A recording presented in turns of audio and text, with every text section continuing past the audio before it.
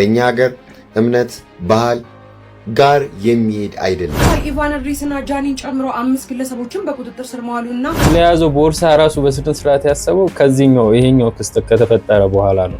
የኢትዮጵያ ፌደራል ፖሊስ እነዚህን ቲክቶከሮች በቁጥጥር ስር አውሏቸዋል። ዮሐንስ መኮንን ኃይለማርያም እና ወንጌላዊት ገብረ እንድሪያስ በህሬን ጨምሮ ሌሎች 5 ተጠርጣሪዎች እንግዲህ የሚጎተት ቀሚስ ለብሶ ነው የመጣው። ይሄም የገብረ ሰዶማውያንን አለባበስ ለብሶ ነው የመጣው እንደምታዩት ማለት ነው። ባልሳ ለብሰው የሜት ጋላን አለባበስ ለብሰው ነበር የመጡት። ሴክሹዋል አለባበስ ለብሳ ነበር የመጣችው ማለት ነው። ለህዝብ የታዩ ተጠርጣሪዎች ከነ ግብረ አበሮቻቸው በቁጥጥር ስር አውለው የታሰሩት ቲክቶከሮች የኢትዮጵያ ፌደራል ፖሊስ በሶስተኛው የጂ ፓወር ቲክቶክ ክሬቲቭ አዋርድ ላይ ወደፊት እንዲህ ለመልበስ ላሰቡት ቲክቶክ ክሬቲቭ አዋርድ ስለሚባለው አደገኛ ማስጠንቀቂያ ነው ማለት ነው። የገላለጠ አለባበስ ለብሰው በአደባባይ በቴሌቪዥን ቀጥታ ስርጭት። ሰላም ቤተሰቦች እንዴት ናችሁልኝ? ዛሬም እንደተለመደው እንግዲህ ተመልሼ ከች ብዬላችኋለሁ። የዛሬው ቪዲዮ እንግዲህ ታዋቂው ዩቲዩበር ጃኒ እና የመሳሰሉትን ቲክቶከሮችን በዛሬው ዕለት እንግዲህ በፌደራል ፖሊስ እንግዲህ በቁጥጥር ስር ውለዋል እየተባለ ይገኛል። ዛሬ እንግዲህ በጣም አነጋጋሪ ጉዳይ ይሄ ነው እንግዲህ በዛሬው ዕለት ማለት ነውና በዛሬው እንግዲህ የምናየው እነሱን ነው ማለት ነው። እንደተለመደው ቪዲዮን ከመጀመራችሁ በፊት ላይክ እና ለቻናሉም አዲስ ከሆናችሁ ሰብስክራይብ ማድረግ እንዳትረሱ። በቪዲዮ ላይ ያላችሁን ሐሳብ አስተያየት ኮሜንት ላይ አስቀምጡልኝ። ወደ ቪዲዮ እንግዲህ እየሰማን ያለነው መረጃ በጣም የሚያስገርም ይበል የሚያሰኝ ነው። እውነትም ሀገር ውስጥ ህግ እንዳለ የሚያሳይ መንግስት ሀገር ውስጥ እንዳለ የሚያሳይ መረጃን የሰማነው። እንግዲህ በቅርቡ በቲክቶክ ክሬቲቭ አዋርድስ እነዚህ ልጆች ለብሰው የመጡትን አለባበስ አይተናል። በመረጃና በማስረጃ ማጋለጣችንም የሚታወስ ነው። እያንዳንዱን ማለት ነው ስፔሲፊክሊ የለበሱትን ልብስ እያወጣው ይሄ ልብስ ከዚህ ጋር ነው የሚገናኘው፣ ይሄኛው ልብስ ከዚህ ጋር ነው የሚገናኘው፣ ይሄ ስታይል ከዚህ ጋር ነው የሚገናኘው፣ ከኛ ሀገር እምነት ባህል ጋር የሚሄድ አይደለም ብዬ ተናግሬ ነበር። እንደምታውቁት ቲክቶክ ክሬቲቭ አዋርድስ በተዘጋጀ በህዳር 21 እኔ በህዳር 21 ዶክመንተሪ መርሃ ግብር ሰርቼ ነበር፣ ተከታታይ ዶክመንተሪዎችም ማለት ነውና በዛም በጣም ብዙ ሰው ነቅቶ ነበር። እንዲያውም ቲክቶክ ላይ በለቀኩት በ16 ሰዓት ውስጥ 1 ሚሊዮን ሰው አይቶት ነበር ቪዲዮ ማለት ነው። ይሄ በጣም ሪከርድ ነው በዴይ 7 ታሪክ። ጥቂት ቲክቶከሮች ካልሆኑ በስተቀር በዚህ ሰዓት ውስጥ ይሄን ያህል ሚሊየን ቪውስ ማግኘት በጣም ከባድ ነው እና ሰዎች በጣም ተቀባብለውት አይተውት ከዚህ መርሃ ግብር ትምህርት ወስደው ነበር ማለት ነው። እና የሀገሪቱ ባህልና ቱሪዝም እንዲሁም የህግ አካላት ስለዚህ ጉዳይ እንዲያዩ ተናግረን ነበረ። ይሄው የኢትዮጵያ ፌደራል ፖሊስ እነዚህን ቲክቶከሮች በቁጥጥር ስር አውሏቸዋል፣ ከረፈደም ቢሆን ማለት ነው። እና እንግዲህ የኢትዮጵያ ፌደራል ፖሊስ ከሀገራችን ባህል እና ስነ ምግባር ያፈነገጠ አስነዋሪ አለባበስ ለብሰው በአደባባይና በቴሌቪዥን በቀጥታ ስርጭት ለህዝቡ የታዩ ተጠርጣሪዎች ላይ ምርመራ መጀመሩን አስታወቀ ይላል። ላንብብላችሁ ሙሉ መግለጫውን። አዲስ አበባ ህዳር 30 ቀን 2018 ዓ.ም የኢትዮጵያ ፌዴራል ፖሊስ በሶስተኛው የጂ ፓወር ቲክቶክ ክሬቲቭ አዋርድ ላይ ከኢትዮጵያ ህዝብ ባህልና ስነ ምግባር ባፈነገጠ አኳኋን ሰውነታቸውን የገላለጠ አለባበስ ለብሰው በአደባባይ በቴሌቪዥን ቀጥታ ስርጭት ለህዝብ የታዩ ተጠርጣሪዎች ከነ ግብረ አበሮቻቸው በቁጥጥር ስር አውሎ ምርመራ ማጣራት መጀመሩን አስታውቋል ይላል። በጣም የሚገርም ነው። ይሄን ያህል ኢንፍሉዌንስ አድርገን ገባቸው አይደለ? የህግ አካላቶች ጉዳዩን እንዲያዩት ማድረግ በጣም ደስ የሚያሰኝ ነገር ነው። ሁሌም እንደምለው እግዚአብሔር ነው በእኔ ውስጥ የሚሰራው። እግዚአብሔር የተመሰገነ ይሁን የቅድስት ድንግል ማርያም ልጅ። እናም ይህን ነገር የተጸየፋችሁ የተቋወማችሁ ሰዎች፣ ጉዳዩን ሼር ላይክ ስታደርጉ የነበራችሁ ሰዎች ምስጋና ለእናንተ ይሁን። እንቀጥል።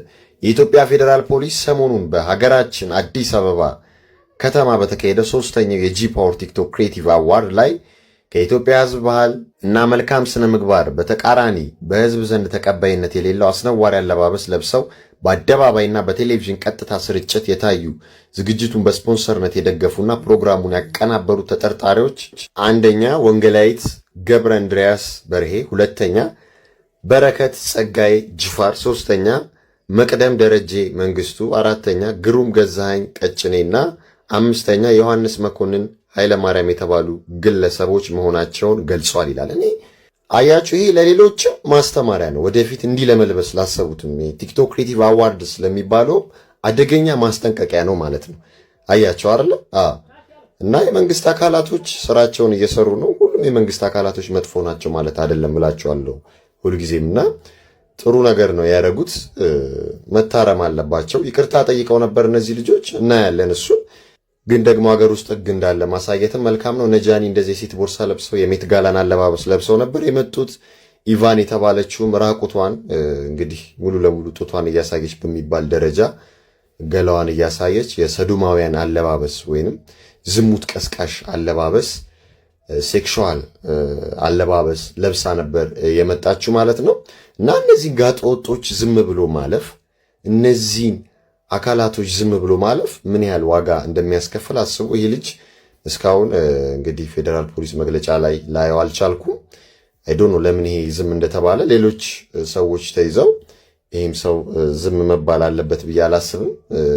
እንግዲህ የሚጎተት ቀሚስ ለብሶ ነው የመጣው። ይሄም የግብረ ሰዶማውያንን አለባበስ ለብሶ ነው የመጣው እንደምታዩት ማለት ነው። በአጠቃላይ ሜት ጋላ ላይ የሚያዩትን አለባበስ ሴቶቹ እንደ ወንድ ወንዶቹ እንደ ሴት ለብሰው የሚመጡትን አለባበስ የኛ ሀገር ያሉን ዳርክ ፋሽኔብል የሆነ አለባበስ ነው ለብሰው የመጡት ማለት ነው። ይሄን ዋጋ እንደሚያስከፍል ማወቅ ነበረባቸው።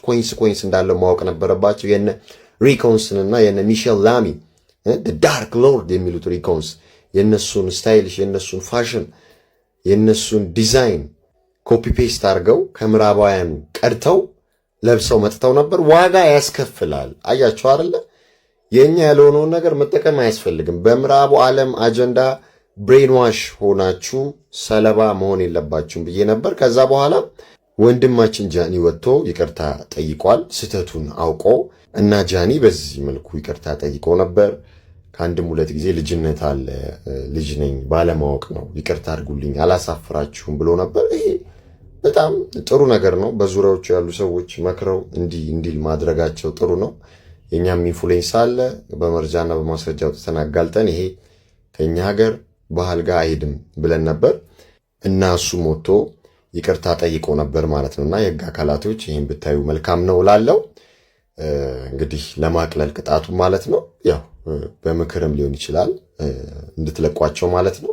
ህግ ግን ህግ የያዘውን እንግዲህ ይዞታል። በኢቫና ጉዳይ ከሆነ ልክ ነው። የሷ በጣም ወጣ ያለ ከሀገራችን ባህልም ሆነ ምንም ነገር በጣም ወጣ ያለ ነገር ነውና የሷ ሊያስጠይቃት ይገባል። ግን የነ ጃኒ ስትመጡ ደግሞ እውነቱን ነው፣ ያው ልጅነት አለ አለማወቅም ነው ምናምን ይሄ ነገር ማለት ነው። ማለት ጃኒም ብዙ ጊዜ ካያችሁት በዩቲዩብ ቻናሉ ላይ አዳዲስ ነገሮችን ማሳየት ይፈልጋል። አዲስ ቦታዎች እየሄደ ምናምን ለህዝቡ ማድረስ ይፈልጋልና የሱ ስታዩ ማሳየት የፈለገው አዳዲስ ነገርን ነው እንጂ ይሄን ያህል ያ ነገር ጥሩ አይደለም ብሎ ያሰባ አይመስለኝም በእኔ በኩል ማለት ነው። ማለት ሁሌ ካያችሁት አዳዲስ ፋሽን ቤቶች እየሄደ ልብሶችን ያሳያል፣ ጫማዎችን ያሳያል፣ የጫማ ዋጋዎችን፣ የልብስ የምግብ የመሳሰሉትን ያሳየናልና እዚህ ጋር ስትመጡ ደግሞ ያው አዲስ ነገር ለማሳየት አዲስ ፋሽንን ብሎ ነው እንጂ ይሄን ያህል ትኩረትም የሰጠው አይመስለኝም ለጉዳዩ። ስለያዘው ቦርሳ ራሱ በስነ ስርዓት ያሰበው ከዚህኛው ይሄኛው ክስተት ከተፈጠረ በኋላ ነው። እንደዚህ ጉዳዩ አነጋጋሪ ከሆነ በኋላ ለካ ይሄ ቦርሳ ልክ አይደለም ብሎ ማሰብ የጀመረ ይመስለኛል። የጃኒ ያው እሱ ይቅርታ ጠይቋል።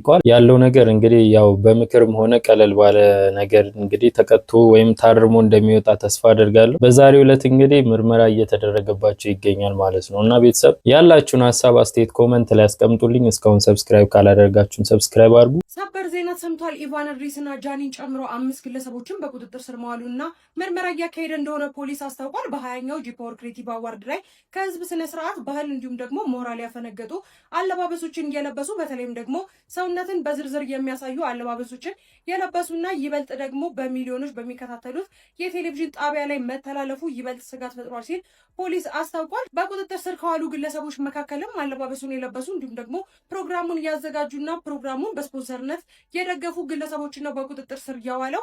እንደሚታወቀው 20ኛው ቲክቶክ ክሬቲቭ አዋርድ ከተዘጋጀ በኋላ በርካታ አለባበሶች እንግዲህ ሲያነጋግሩ እንዲሁም ደግሞ ህዝብን ስጋት ላይ ጥለው እንደነበር የሚታወስ ነገር ነው። በተለይ ኢቫን ድሪስና ጃኒ እንዲሁም ደግሞ የመሳሰሉ አለባበሶችን ለብሰው የነበሩ ግለሰቦች በይበልጥ መነጋገሪያ ሆነው እንደነበረና ህዝቡን አስቆጥተው እንደነበረ የሚታወቅ ነው። ፖሊስም እነዚህን ግለሰቦች በቁጥጥር ስር አውሎ ምርመራ እንደጀመረ አሳውቋል። የኢትዮጵያ ፌዴራል ፖሊስ እነዚህ ምስሉ ላይ የምትመለከቷቸው ታዋቂ ቲክቶከሮችን ጃኒና ኢቫን ድሪስ ሙሉ ስማቸው ዮሐንስ መኮንን ኃይለማርያም እና ወንጌላዊት ገብረ እንድሪያስ በህሬን ጨምሮ ሌሎች 5 ተጠርጣሪዎችን እንግዲህ በመያዝ ምርመራ መጀመሩን አሳውቋል።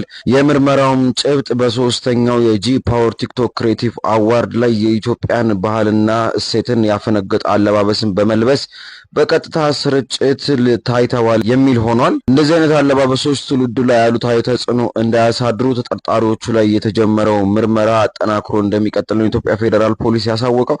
እስኪ እናንተ እዚህ ላይ ምን አይነት ሐሳብ አላችሁ? ሐሳባችሁን ኮሜንት ላይ ጻፉልን። ይህ መረጃ ሌሎች በአፈንጋጭ አለባበሳቸው የታሰሩት ቲክቶከሮች የኢትዮጵያ ፌዴራል ፖሊስ በሶስተኛው የጂፓወር ቲክቶክ ክሬቲቭ አዋርድ ላይ ከኢትዮጵያ ሕዝብ ባህልና ስነ ምግባር ባፈነገጠ አኳኋን ሰውነታቸውን የገላለጠ አለባበስ ለብሰው በአደባባይና በቴሌቪዥን ቀጥታ ስርጭት ለሕዝብ የታዩ ተጠርጣሪዎችን ከነግብረ አበሮቻቸው በቁጥጥር ስር አውዬ ምርመራና ማጣራት ጀምሬያለሁ ሲል አስታውቋል። እንግዲህ ቤተሰብ የዛሬው አነጋጋሪ ቪዲዮዎች እነዚህን ይመስላሉ። በዛሬው ዕለት ሁሉም ምርመራ እየተደረገባቸው ይገኛል። የሚደረግባቸውንም ቅጣቶች እንግዲህ እየተከታተልን ወደ እናንተ የምናቀርብ ይሆናል። እናንተ ብቻ ለዚህ ቻናል አዲስ ከሆናችሁ ሰብስክራይብ እና በቪዲዮ ላይም ያላችሁን ሐሳብ አስተያየት ኮሜንት ላይ አስቀምጡልኝ። ቪዲዮውን እስካሁን ላይክ ካላደረጋችሁ ላይክ አድርጉ። በሚቀጥለው በሰሞኑ አነጋጋሪ ቪዲዮዎች እስክንገናኝ ድረስ